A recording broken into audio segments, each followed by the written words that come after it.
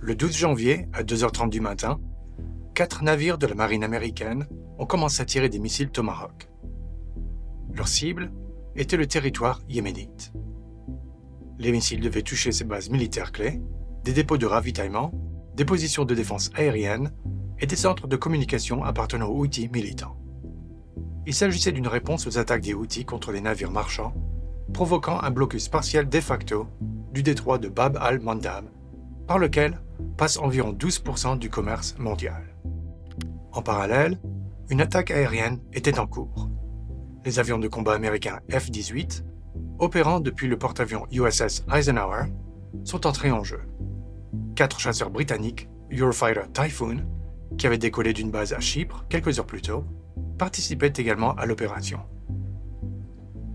Au total, environ 70 cibles, situées sur 28 sites différents dans le nord du Yémen, ont été attaquées cette nuit-là. Peu de temps après, la Maison-Blanche a publié une déclaration spéciale du président Biden.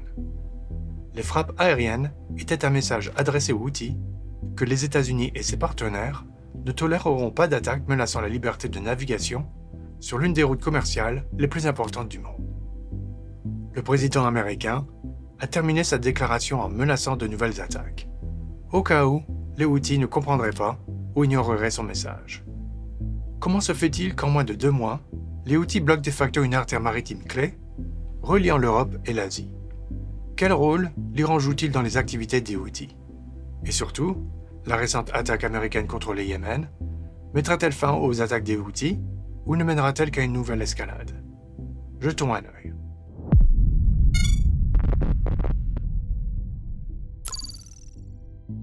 Le matin du 7 octobre 2023, des militants du Hamas ont franchi la clôture séparant la bande de Gaza d'Israël. Dans les heures qui ont suivi, ils ont attaqué un kibbutz et un festival de musique se déroulant à proximité. Plus de 1100 personnes ont été tuées et 3000 autres blessées aux mains du Hamas ce jour-là.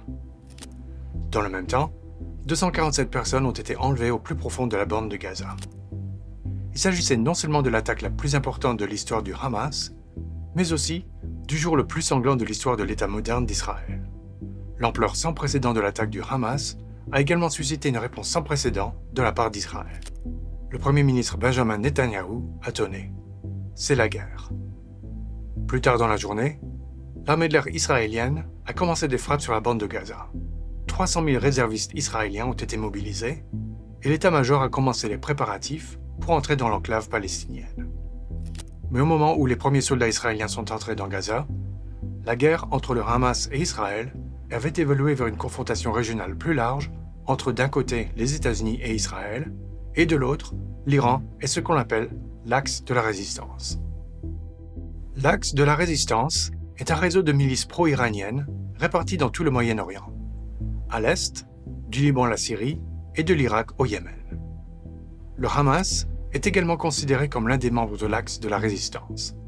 Par conséquent, quand les combats entre le Hamas et Israël ont commencé, tous les membres de l'axe de la résistance se sont rangés du côté du Hamas en solidarité et ont commencé à menacer d'attaquer les cibles américaines et israéliennes dans la région. L'un de ces groupes était le mouvement Houthi du Yémen. Le mouvement Houthi, également connu sous le nom d'Ansar Allah, c'est-à-dire les disciples d'Allah, contrôle le parti nord du Yémen, y compris la capitale du pays, Sana'a. Nous avons couvert de manière exhaustive la genèse du mouvement Houthi en 2022 et nous vous référons à ces documents pour des informations plus détaillées.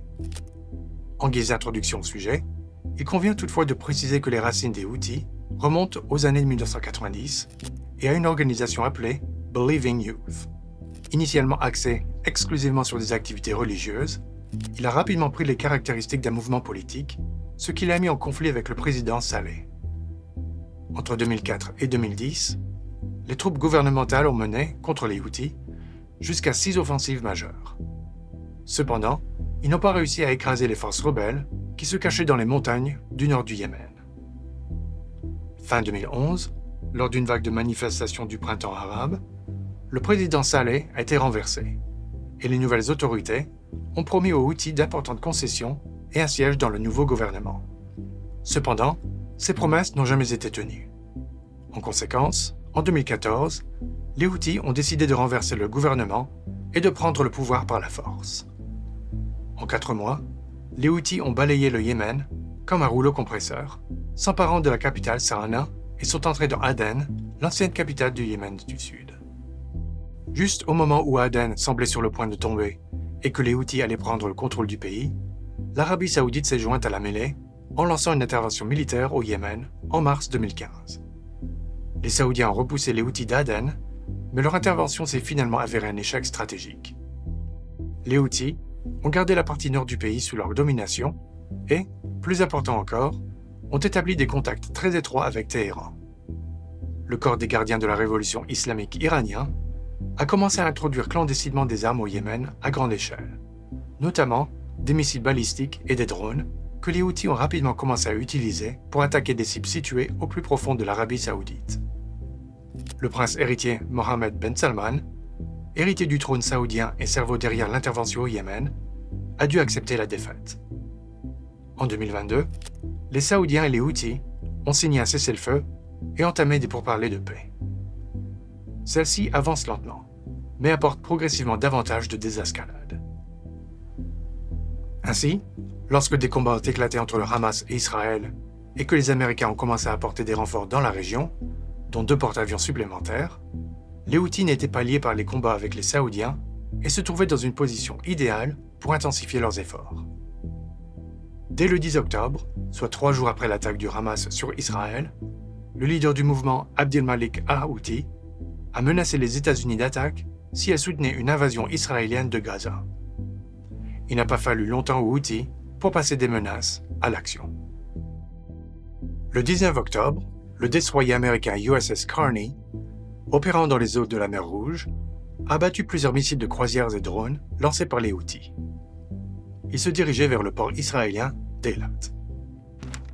Les jours suivants, les Houthis ont poursuivi leurs attaques, mais la plupart des missiles et des drones ont été systématiquement abattus. Cependant, dans un cas, le 27 octobre, les drones Houthis ont dévié de leur cible, ont dépassé Eilat et ont frappé une ville égyptienne voisine, tuant 6 civils.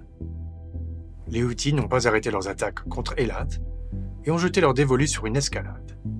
Le 19 novembre, des militants Houthis ont saisi un navire à l'aide d'un hélicoptère appelé Galaxy Leader, qui appartient à une société dans laquelle le milliardaire israélien Abraham Ungar détient une participation. Dès lors, le conflit des Houthis avec les États-Unis et Israël s'est transformé en une guerre navale spécifique. Tous les quelques jours, les Houthis attaquaient davantage de navires marchands traversant la mer Rouge. Des missiles balistiques, des missiles anti-navires et des drones ont été utilisés lors des attaques. Dans certains cas, l'embarquement a également été tenté. Même si les Houthis ont affirmé que leur cible était seuls les navires ayant des liens avec la capitale israélienne, en pratique, le moindre lien avec Israël suffisait pour être victime d'une attaque. L'objectif des Houthis était clair: bloquer le détroit de Bab al-Mandab. Les enjeux sont énormes. Après tout, on estime qu'environ 12% du commerce mondial et jusqu'à 30% du transport mondial de conteneurs transitent par la mer Rouge.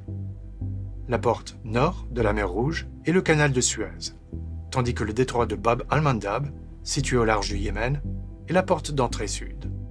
Le détroit de Bab al-Mandab n'est pas aussi connu que le canal de Suez, mais il présente des caractéristiques stratégiques d'importance similaire. Son blocus signifie que les navires en provenance des ports européens vers l'Asie ne peuvent plus utiliser le canal de Suez et doivent choisir la route traditionnelle autour de l'Afrique la plus chère et environ 10 jours plus longue. Même si les Houthis ne disposent pas d'une flotte navale importante, ils disposent néanmoins d'un important stock de missiles balistiques, de missiles de croisière, de missiles anti-navires et de drones. Ceci, combiné au fait que le nord du Yémen se trouve juste à côté du détroit de Bab al-Mandab, a fait des Houthis un candidat idéal au blocage de cette route maritime clé. Fin novembre et début décembre, les attaques des Houthis ont été si nombreuses que de grands armateurs internationaux comme Maersk, Evergreen et Hapag-Lloyd ont retiré leurs navires de la mer Rouge. Au total, plus de 2000 navires ont été contraints d'emprunter une route détournée autour de l'Afrique. Si une telle situation avait duré plus longtemps, les conséquences économiques pour l'économie mondiale auraient été énormes. Les Américains ont donc décidé d'agir. Le 18 décembre, le chef du Pentagone, Lloyd Austin, a annoncé le lancement de l'opération Gardien de la Prospérité. L'opération visait à mettre un terme à des nouvelles attaques menées par les Houthis et assurer la sécurité des navires marchands. Les Américains ont présenté le Prosperity Guardian comme une coalition internationale de plus de 20 pays, mais la réalité est quelque peu différente. Parmi tous les membres de la coalition, seules la Grande-Bretagne et la Grèce ont placé chacune un navire de guerre sous commandement américain. La France, l'Italie et l'Espagne rejoignirent officiellement l'opération, mais refusèrent de placer leurs navires sous commandement américain. Les autres membres de la coalition se sont limités à échanger des renseignements ou à envoyer des officiers de liaison. Il est important de noter que tous les principaux pays arabes de la région ont refusé de participer à l'opération Prosperity Guardian.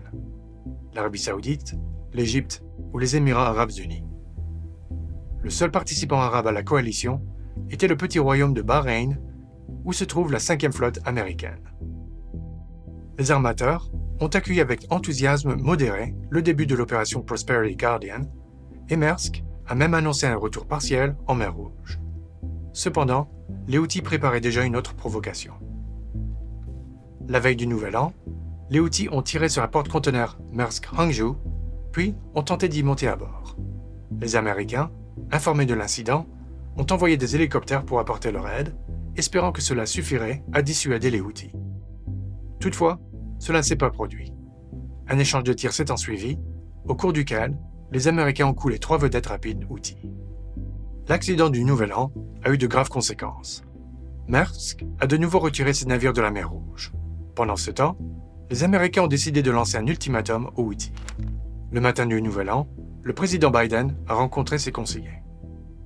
Selon un rapport Bloomberg, il a décidé à ce moment que, en utilisant des canaux de communication non officiels, Washington contacterait Téhéran et demanderait aux Iraniens de désamorcer la situation. Si cela n'aboutissait à rien, cependant, Biden irait alors demander à ses conseillers de préparer une liste de cibles potentielles et de contacter ses alliés pour vérifier quel pays pourrait participer à une attaque contre les Houthis. Il est compréhensible de chercher des moyens de désamorcer la situation à Téhéran. L'Iran joue un rôle clé dans la crise de la mer Rouge.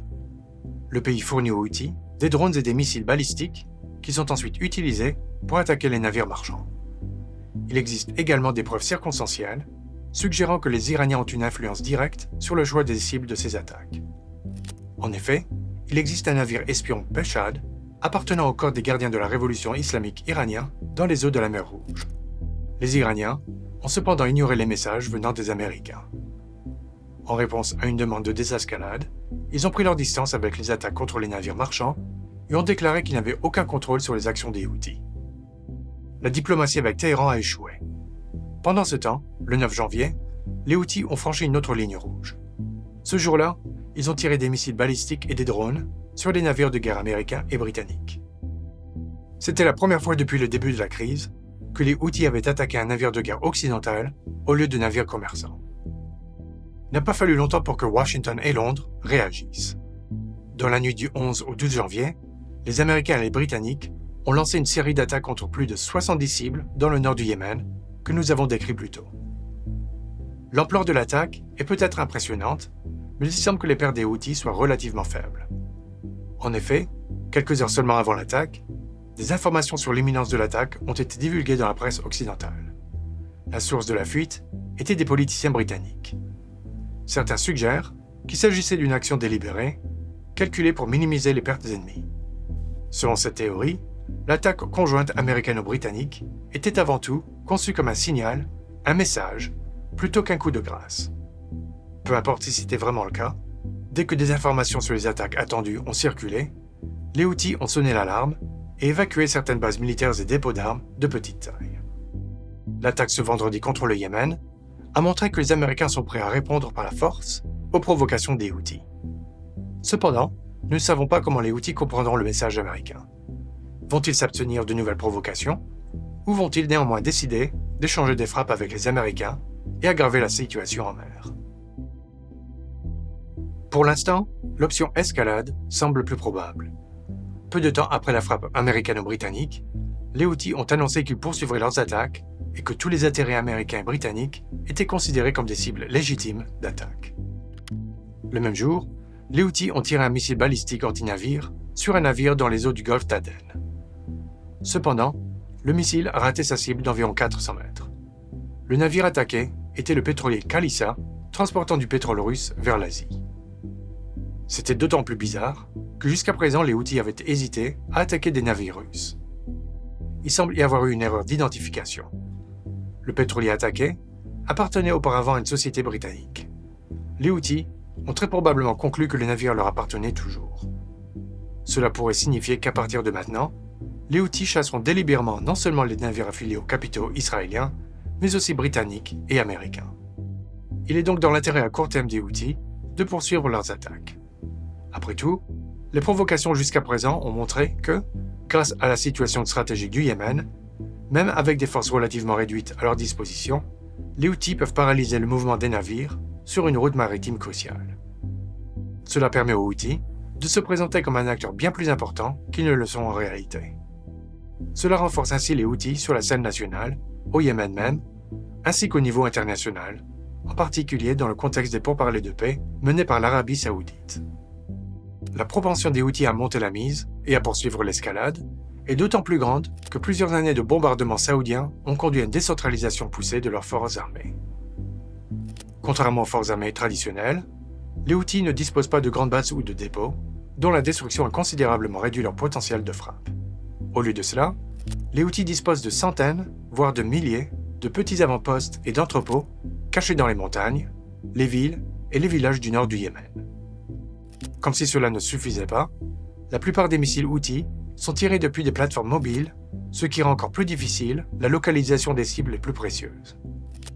Pour priver les Houthis de nouvelles attaques contre les navires marchands, les Américains devraient mener une campagne aérienne intensive qui durerait probablement des semaines. Une telle campagne entraînerait toutefois un coût d'image énorme pour les États-Unis. Des années de guerre civile et d'intervention saoudienne ont fait du Yémen le théâtre de l'une des pires catastrophes humanitaires que le monde ait connues depuis la fin de la Seconde Guerre mondiale. Il est peu probable que Joe Biden, qui cherche à être réélu président cette année, puisse se permettre une démarche aussi risquée sur le plan politique et en termes d'image. D'autant plus que les actions américaines dans la région manquent de soutien des alliés arabes. L'Arabie saoudite, qui dispose toujours de forces armées au Yémen, prend ses distances avec Washington. Les Saoudiens n'ont ni rejoint l'opération Prosperity Guardian, ni soutenu les frappes aériennes américano-britanniques. Riyad souhaite conclure au plus vite un accord de paix avec les Houthis et retirer ses forces au Yémen. Si les Saoudiens soutenaient une quelconque action contre les Houthis, cela serait considéré comme une sympathie pour Israël et l'opération à Gaza. Pour des raisons similaires, l'Égypte ne se joint pas non plus aux efforts contre les Houthis, malgré le fait que les revenus du Caire, provenant du canal de Suez, ont déjà chuté d'environ 40%. Le plus grand exportateur mondial se soucie également de la liberté maritime mondiale, la Chine. Mais Pékin a condamné la campagne américaine. C'est pour deux raisons. Premièrement, les Houthis contournent les navires chinois. C'est pourquoi certains armateurs, qui continuent de naviguer près du Yémen, voulant éviter les attaques, ont commencé à régler leur tracker SIA sur le message « tous chinois ». La deuxième raison, avancée par Pékin, est similaire à la logique de Riyad. Tout soutien à la campagne américaine détournerait l'opposition chinoise à la campagne israélienne à Gaza. Néanmoins, à long terme, terroriser la liberté du commerce dans le détroit de Bab al-Mandab n'est certainement pas du goût des Chinois. Et Téhéran le sait certainement. En revanche, la posture américaine montre que Washington continue d'opérer en position de puissance mondiale unique. Les attaques des Houthis sont une conséquence de la position américaine envers Israël et Gaza. Les États-Unis ont décidé qu'ils ne pouvaient pas se permettre des attaques aussi austères contre leurs alliés, car cela sape à leurs yeux leur crédibilité et, en même temps, leur statut hégémonique unique, dont le fondement est la perception de la puissance américaine aux yeux du monde entier. Il semble donc que le scénario le plus probable à l'heure actuelle soit un nouvel échange de frappes de la part des Houthis et des forces combinées des États-Unis et du Royaume-Uni. Au lendemain de l'opération américano-britannique, les Américains ont lancé une nouvelle attaque, cette fois seuls, détruisant une position radar qui n'avait pas été complètement neutralisée la nuit précédente. Dans les jours qui ont suivi, les Houthis ont accusé les Américains de mener davantage de frappes aériennes, mais les Américains affirment qu'ils n'y sont pour rien. Tant qu'Israël poursuivra ses opérations à Gaza, l'axe de la résistance pro-iranien aura une parfaite justification pour de nouvelles attaques contre des cibles américaines et israéliennes. Les Américains, en revanche, continueront d'avoir du mal à constituer une coalition, compte tenu de l'image et des coûts politiques que cela implique pour leurs partenaires du Moyen-Orient ou d'Europe. Pendant ce temps, il existe un risque que les combats entre le Hamas et Israël s'étendent vers le nord et puissent conduire à une autre guerre entre Israël et le Hezbollah libanais. Des attaques contre des soldats américains en Irak et en Syrie se poursuivent également sans relâche. L'Iran lui-même devient également de plus en plus audacieux. Le jeudi 11 janvier, au large d'Oman, le corps des gardiens de la révolution islamique d'Iran a détourné le pétrolier Saint-Nicolas, précédemment saisi par les Américains pour le transport de pétrole iranien en avril 2023. Dans le scénario le plus pessimiste, tout cela pourrait être le prélude à une confrontation armée entre l'Iran et Israël, avec la participation directe des États-Unis. Certes, les deux côtés veulent éviter une telle confrontation. Cependant, les combats dans la région, qui ont duré depuis des mois, ont transformé le Moyen-Orient en un champ de mines, où il est de plus en plus difficile de naviguer et le risque de marcher accidentellement sur une mine est plus élevé que jamais.